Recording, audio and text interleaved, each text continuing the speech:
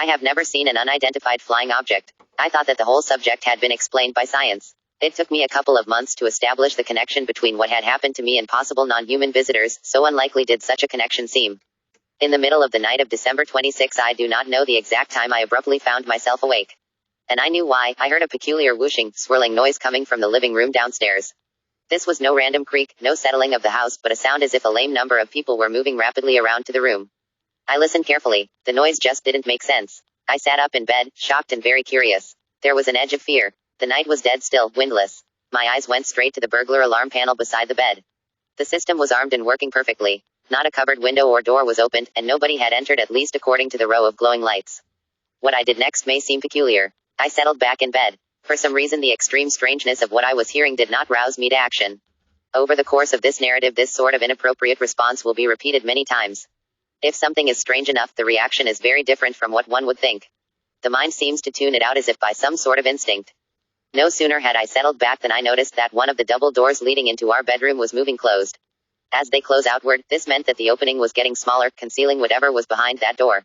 I sat up again. My mind was sharp. I was not asleep, nor in a hypnopompic state between sleep and waking.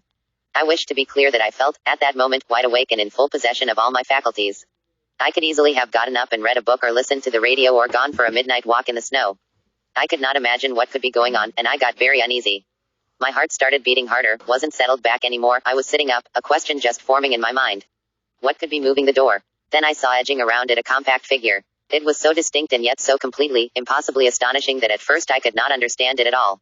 I simply sat there staring, too stunned to move. Months and months later, I discovered that another person who has had the visitor experience first encountered it through the medium of this same peculiar figure rushing toward her in exactly the way that this one now rushed toward me. Before I narrate those next few seconds, though, I would like to give an exact description of how the figure looked to me. First, I will describe the physical conditions under which I was seeing it. The room was dim but not dark. The burglar alarm panel alone emitted enough light for me to see. In addition, there was snow on the ground and that added some ambient light. Had it been a person king into the room, I could have traced out his or peak features clearly. This figure was too small to be a person, unless a child. I have treasured the approximate distance that the top of the head was from the ground, based on my memory of the figure's position the doorway, and I believe that it was roughly 3.5 feet tall, altogether smaller and lighter than my son. I could see perhaps a third of the figure, the part that was bending around the door so that it could see me.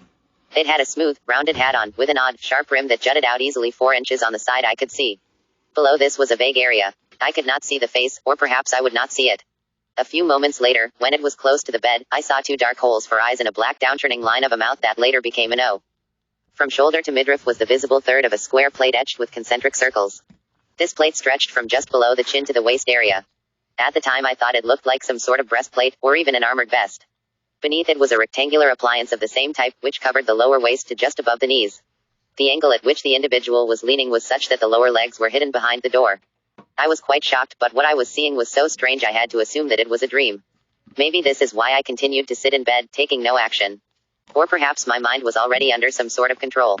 In any case, I sat there frightened but unable or unwilling to deal with what I was observing. My mind explained my vision to me. Despite my full wakefulness, it must be a hypnopompic hallucination.